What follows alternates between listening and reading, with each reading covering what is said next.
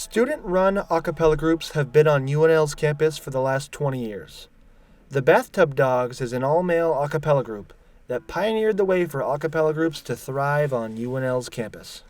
Was 20 years ago, spring semester, like 3 guys were didn't have the time to do the normal choirs that were offered at UNL. They weren't music majors. A lot of us still are not music majors in the group. Didn't really have time to fit the UNL's schedule for choirs, so they just decided to make an a cappella group. I think it started out with like 6 or 7 people, and now we've grown to maxing at 18 every year. Since 2002, the Bathtub Dogs have been a successful a cappella group on campus, releasing multiple albums on Spotify and competing for a cappella awards. But why have they been so successful? Business manager Mickey Wilson and president Brandon McMiller attribute that success to establishing a strong culture of preparation and focus.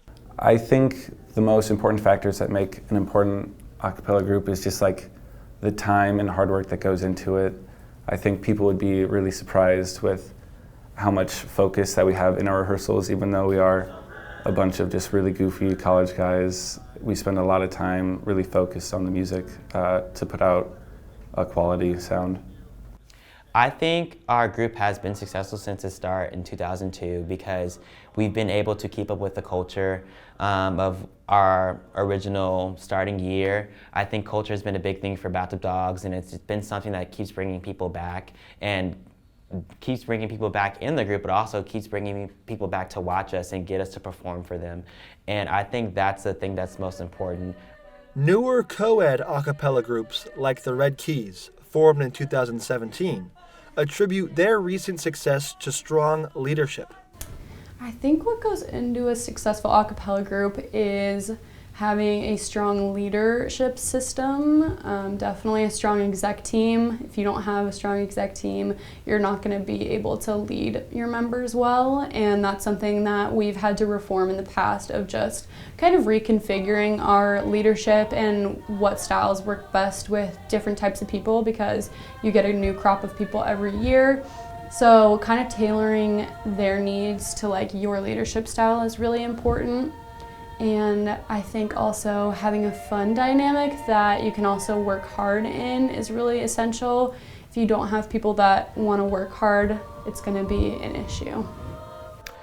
The successful things that go into an a cappella group is camaraderie, leadership, and definitely integrity. I think those 3 things are the most important things to really keep in mind when you're trying to have a successful a cappella group, because they intertwine so well together.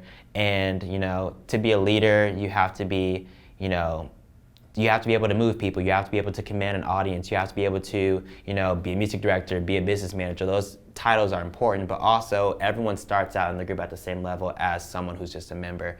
And servant leadership is just as important as, someone who is the sole leader of the group. So having that independency, having that knowledge of being on top of whatever you need to be on top of is going to make you successful, and it's going to make you all more cohesive as a group.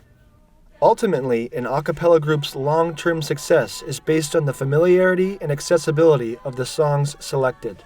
The ones that have longevity are groups that sing music that is accessible to a large chunk of the audience. They're doing songs that most a cappella groups do a lot of cover tunes. They cover other groups' music, though there are groups that also write and perform their own songs. That's a little more of a challenge because you're introducing music that people are not familiar with, and so they really have to be a fan of the style of a cappella singing if they don't know the music as well.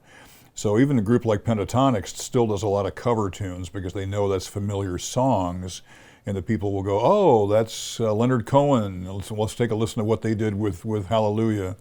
And that's easier than when they do, like their last album, Pentatonics' last album was almost all original tunes.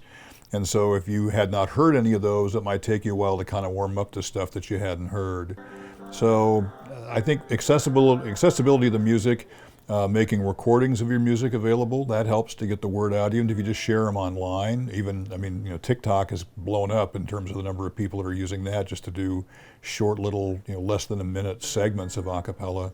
So getting the word out there, getting in front of people, letting them know you're available to do that, and then encouraging people to join your groups on campus. I think as that a cappella culture grows on campus, that it just draws more and more people to it.